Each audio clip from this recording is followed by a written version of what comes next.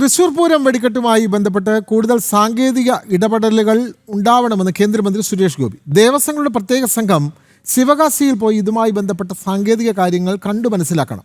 അപകടരഹിതമായുള്ള പൂരങ്ങളാവണം ഇനിയുള്ള കാലത്ത് ഉണ്ടാകേണ്ടത്. കേന്ദ്ര സർക്കാരിൻ്റെ ഭാഗത്തു നിന്നുള്ള എല്ലാ പിന്തുണയും ഉണ്ടാകുമെന്നും അദ്ദേഹം പറഞ്ഞു. തൃശൂർ പൂരം എക്സിബിഷന്റെ സമാപന സമ്മേളനത്തിലാണ് കേന്ദ്രമന്ത്രി സുരേഷ് ഗോപി അപകടരഹിത വെടിക്കെട്ട് നടത്താനുള്ള നിർദ്ദേശം മുന്നോട്ട് വെച്ചത്.